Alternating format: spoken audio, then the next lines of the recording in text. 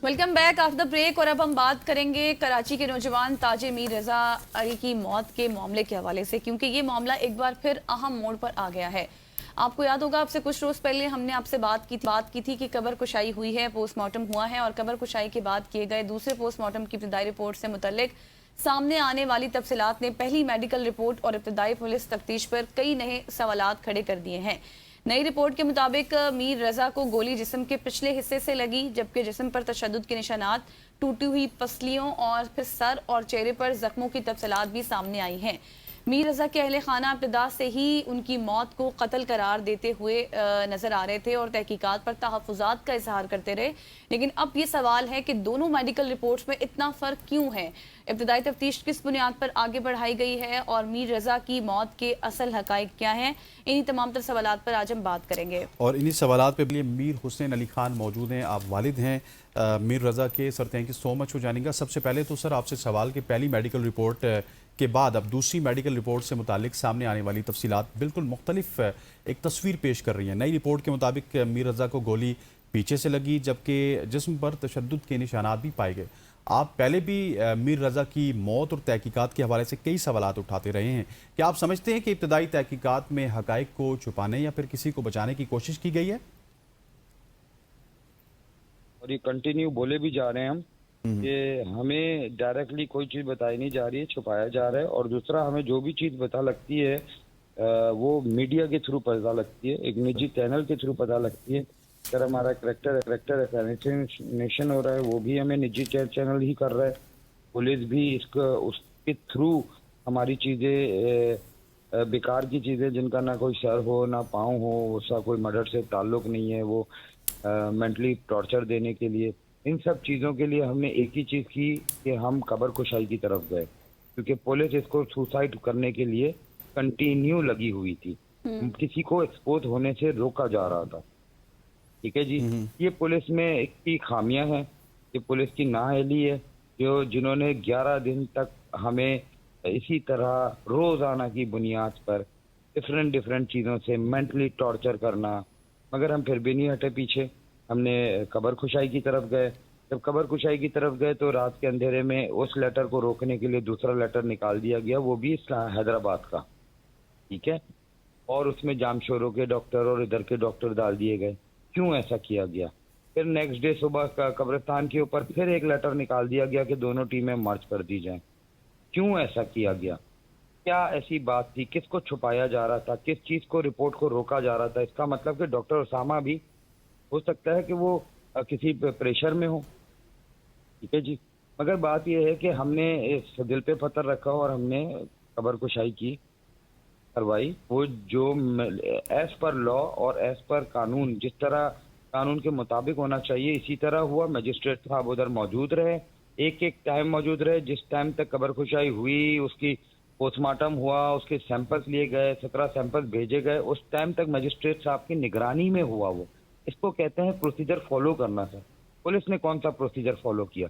Police ने negativity का procedure follow किया, एक निजी चैनल को इस्तेमाल करते हुए। ठीक है। उससे हमें कोई फर्क नहीं पड़ता। आप 50,000 हमारी चीजें चला दो, कुछ भी ले लो, मुझे कोई टेंशन नहीं है। मेरी फैमिली को हम इससे हरास नहीं होंगे, ना इससे मेंटली टेंशन में होंगे। हमें ये पता करना है कि किसने इसकी शनाख्त, कितना ब्रूटली मर्डर, कितना तशद्दुद करके उसकी बोन्स तोड़ के जो उसके साथ किया गया, वो मर्डरर चाहिए हमें, कातिल।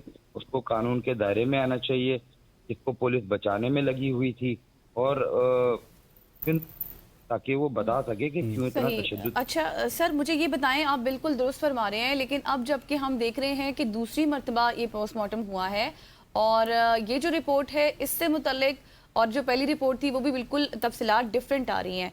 अब क्या आप चाहते हैं कि पहली मेडिकल रिपोर्ट भी और साथ साथ जो पुलिस की तफ्तीश है उस पर भी तहकीकात होनी चाहिए, ये भी आपके मुतालबात में शामिल है?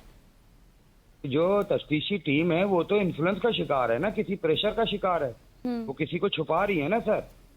आप देखें कि एक चीफ आर्मी के वो कह रहे हैं, वो सॉरी माजरत के साथ, चीफ जो पुलिस के चीफ है वो कह रहे हैं कि हमने कर लिया है, सॉल्व कर लिया है, 48 घंटे में हम प्रेस कॉन्फ्रेंस कर रहे हैं और मगर तहकीकाती रिपोर्ट में कुछ जो पोस्टमार्टम है उसमें कुछ पॉइंट्स हैं जिसके ऊपर हमें भी खदशात हैं, और डॉक्टर सुमैया ने भी 14 पॉइंट्स उठाए। ठीक है जी। तो पोस्टमार्टम जब हुआ तो आपके सामने सारी चीजें, और इसको रोका जा रहा था, इस पोस्टमार्टम को दोबारा होने से, वो भी आपके सामने। अपनी निगरानी में कराया जा रहा था, अपने लोगों की उससे कराया जा रहा था, ये भी आपके सामने। सब चीजें आवाम के सामने हैं कि 10 दिन इन्होंने निजी चैनल के साथ मिलके हमें कितना प्रेशराइज करने की कोशिश की और इस केस का रुख तब्दील करने की कोशिश की गई। इसकी इन्वेस्टिगेशन की ही नहीं गई है। ठीक है जी। असल तो यही नजर आ रहा है। तो हमारी डिमांड भी यही है, और मैं वजीर आज़म Pakistan, chief of army staff Asim Munir साहब, डीजी रेजेंट सिंध, इनसे गुजारिश करूंगा बराए मेहरबानी इसको देखें, और चीफ ऑफ हमारे जो हाई कोर्ट के वो हैं चीफ जस्टिस ऑफ पाकिस्तान, उनसे भी गुजारिश करूंगा इस पर मोटो नोटिस लिया जाए कि ये हमारे इस फैमिली एक बच्चा जिसको पॉजिटिव बच्चा जो उभरता हुआ ताजिर आपने उसको इस तरह ब्रूटली मर्डर हुआ उसके कोई हवाले से कोई बात नहीं। अभी तक सीएम सिंध जो हैं उन्होंने तक एक बार भी झूठे अल्फाज इन्होंने कुछ नहीं बोला है जी। इस हुकूमत ने तो, सिंध हुकूमत ने तो एक बार भी कोई बात नहीं की है इस बारे में। ठीक है। किसको छुपाया जा रहा है, किसको एक्सपोज होने से रोका जा रहा है? हमें किसी से कुछ नहीं है। हम साफ और शफाफ इसकी इन्वेस्टिगेशन चाहते हैं और जस्टिस चाहते हैं। मैं ये कतई नहीं कह रहा कि तमाम पुलिस अफसरान जो है ना वो खराब है, नहीं, ऐसे बहुत अच्छे अच्छे पुलिस अफसरान हैं जो किसी के इन्फ्लुएंस में नहीं आते हैं, किसी के प्रेशर में नहीं आते हैं। मगर जो टीम अभी हमारी कर रही थी पहले दिन से लेके अब तक जो बनाई गई थी सरबराही में, वो तो आपके सामने आ गई है ना कि उन्होंने क्या किया है।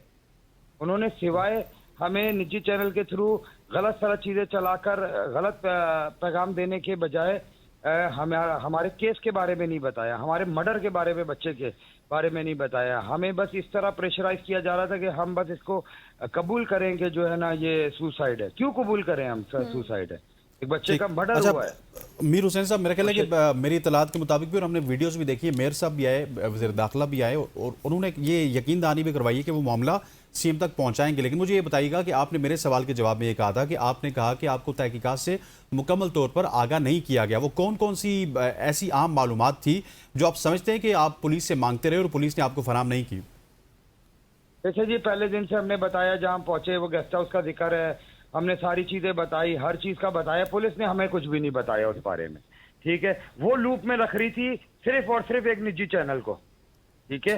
मेरी नजर में वो निजी चैनल भी शायद उसको पता है मर्डर किसने किया है। ठीक है जी। और शायद आप ये सवाल तो आपको आईजी साहब से भी करना चाहिए और एआईजी साहब से भी करना चाहिए कि सर ये आपने कौन सी इन्वेस्टिगेशन की थी और किस बेस पे आपने बोला था कि मैंने हल कर लिया है। क्या हल कर लिया था आपने? एक बच्चे पे तशद्दुद हुआ है, आपने हल क्या कर लिया था? जवाब मेरी गुजारिश है आप लोगों से ये, और आप लोगों का बहुत शुक्रिया तमाम मीडिया वालों का कि एक चैनल को छोड़ के तमाम चैनल ने इसको पॉजिटिवली देखा, इस मर्डर के ऊपर फोकस किया, इस मर्डर को देखा। आप लोग खुद इन्वेस्टिगेट करते रहे, आप लोग खुद उसकी पिक्चर्स और वीडियो देखते हुए कि भाई ये बच्चा खुद से खुदकुशी नहीं कर सकता। ठीक है। गन शॉट हेड पे थोड़ी था, उसके हार्ट पे था, पीछे से मारी हुई थी गोली। तो ये कौन सी नाअहली है? ये कौन से अफसरान है? किसको बचाया जा रहा था? ये तो आपको भी थोड़ा सवाल करना चाहिए इन लोगों से, सुपीरियर से, कि सर ये क्या, ये कौन सी ये चीज है? कौन से आप किस बेस पे आप इन्वेस्टिगेशन कर रहे थे? बेस क्या थी इन्वेस्टिगेशन की? गलत पोस्टमार्टम रिपोर्ट बेस थी आपकी। वो किसने बनवाई? किसके कहने पे वो बनी गई? ये सब चीजें सामने आनी चाहिए सर। हमें एक ही चीज है कि बच्चे की साफ और शफाफ इन्वेस्टिगेशन हो और उसके कातिल को पकड़ा जाए और मंजर आम पे लेकर आया जाए और इस न्यू जनरेशन को बताया जाए कि क्यों इस बच्चे को इतना तशद्दुद करके एसिड मुंह में डाल के ये क्यों उसके साथ इस तरह किया गया, क्यों इतनी इसकी शनाख्त मिटाने की कोशिश की गई, ये बताया जाए जी। इसका सामने आना चाहिए और जब तक ये नहीं आएगा हम नहीं पीछे हटने वाले। बिल्कुल आप दुरुस्त फरमा रहे हैं सर। हम भी चाहते हैं हमारे भी इस प्लेटफॉर्म से ये आपकी तमाम तर बातें जो है, आपके मुतालबात पीएम तक भी पहुंचे और आपकी इस मामले पर शफाफ तहकीकात भी हो। आपने ठीक कहा, लेकिन सर मुझे बताएं कि अब दोबारा से कबर कुशाई होना, पोस्टमार्टम होना, ये फैसला आपके लिए कितना मुश्किल था, एक बाप के लिए कितना मुश्किल ये फैसला। और साथ ही मेरा एक और भी पॉइंट ले लें कि जब जबरान नासिर ने ये सवाल उठाया कि मीर रजा को कत्ल करने वाले अफराद खुद उसके पीछे थे या किसी और के कहने पर शायद ये हुआ है, क्या आपको भी किसी के ऊपर कोई शक शुबा है? अगर है तो फिर ये मालूमात आप पुलिस को आपने दी है? बिल्कुल, ये सवाल हमने तमाम मालूमात दी हुई है। हमने जैसे उन्होंने खदशात जाहिर किए, वो सेम खदशात जो जबरान नासिर ने किए हैं वही जो हमारे हैं। वो हमारे साथ खड़े हुए हैं जबरान नासिर भी, और उनका भी मैं शुक्रिया अदा करता हूँ। और बिल्कुल सेम खदशात हैं जो खदशात आपने जबरान नासिर ने बताए हैं। ये तो आपको आईजी और एआईजी से पूछना चाहिए, सवाल करना चाहिए कि सर आपने कैसे मीडिया पे बोल दिया ये बातें। आप उसको एक्सप्लेन करें ना, वो क्यों नहीं एक्सप्लेन कर रहे? उनमें से तो कोई भी हमारे से मिलने नहीं आया है, हमारे से गवर्नमेंट का अदारे से कोई मिलने नहीं आया, कोई पूछने नहीं आया। कोई बात नहीं, कोई बात नहीं, हमें इनकी जरूरत नहीं है। हम अपने बच्चे के हक के लिए खुद फाइट करेंगे। हमें भी सुसाइड मारकर हमें भी सुसाइड डिक्लेयर कर दें, तो कोई मसला नहीं है। हम पीछे नहीं हटेंगे, हम उस वक्त तक नहीं हटेंगे जब तक मेरे बच्चे के कातिल नहीं पकड़े जाएंगे और वो बताएंगे नहीं कि ये क्यों उसके साथ इतना बुरा रवैया अच्छा, मुझे लास्टली सर ये बताइएगा कि मीर रजा की जो ऑडियो सामने आई हैं उनमें उनकी माली अदायगियों फिर टैक्स का भी जिक्र सामने आया है। क्या ये मामूल के कारोबारी मामलात थे या फिर आप भी समझते हैं कि मीर रजा किसी माली दबाव में थे? सर ये तो इनसे पूछना चाहिए जो जारी कर रहे हैं, हमें तो ये पता ही नहीं है। ये तो इनसे पता लग रहा है हमें निजी चैनल के थ्रू। पुलिस ने थोड़ी हमसे पूछा है सर, हम यही तो बात कर रहे हैं आपसे। आप मेरी बात समझें प्लीज। ये हाँ, इन्होंने हमसे नहीं बताया, ये हमें निजी चैनल के थ्रू पता लग रहा है। चलें, वो उसने देने थे, वो कारोबारी मसला था, ये पता करें किससे कर रहा है ये बात, उसको उठाएं, उससे पूछे देने किससे थे, पार्टनर से पूछे उसको उठाए कि देने कितने थे। मेरा ही बेटा क्यों पार्टनर है ना, ये इनका काम है ना। कौन भत्ता मांग रहा था, कौन भत्ताखोरी में इन्वॉल्व था, या भत्ते मांगे गए उससे, उसको बुलाया गया, उसको प्रेशर दिया गया, ये तो इनका काम है चेक करना। सर हम तो हर चीज बता चुके हैं। ये तो मैं बोल रहा हूँ आपको एआईजी और आईजी से पूछना चाहिए, क्योंकि मुझे लगता है कि उनको पता है। अच्छा, उन्होंने 10 दिन हमारे इस तरह दायर किए, हम किस बर्डन से गुजरे। हमने इन सब चीजों का हल पोस्टमार्टम निकाला था। ये दोबारा होना चाहिए, कब्र खुशाई होनी चाहिए, क्योंकि ये गलत नैरेटिव लेके चल रहे हैं, गलत बयानियां दे रहे हैं रजा के हवाले से, शहीद रजा के हवाले से। तो हमने दिल पे पत्थर रख के हमने कल दोबारा, जैसे था हमारे लिए 29 तारीख का दिन था कल हमारे लिए, कि उसको कब्र से निकाला गया, उसकी दोबारी तफ्कीन की गई। तो ये हम जानते हैं, हाँ हम जानते हैं। जिसकी जवान औलाद है ना वही जान सकता है, जिसकी नहीं है, या मैं क्या कहूँ, बहरहाल जिसकी नहीं है वो नहीं पहचान समझ सकता हमारा दर्द। सही सही, thank you so much. Mir Hussain Ali Khan साहब हमारे साथ मौजूद थे और बहुत ही क्लैरिटी के साथ उन्होंने अपने मुतालबात साए और बहुत की मामला पेचीदा भी होता जा रहा है, इसलिए क्योंकि अब दूसरी बार पोस्टमार्टम होना, फिर इब्तदाई रिपोर्ट उससे डिफरेंट होना, फिर जिस तरह से बार बार उनके मुतालबात हैं निजी चैनल के हवाले से, फिर आईजी के हवाले से, तो यकीनी तौर पर हम भी ये चाहते हैं कि इस मामले को जल्द से जल्द हल होना चाहिए और इसके ऊपर शफाफ तहकीकात होनी चाहिए। वंस अगेन आपका बहुत शुक्रिया। यहाँ पर लेंगे एक शॉर्ट सी ब्रेक, वापस आएंगे, हमारे साथ रहिएगा।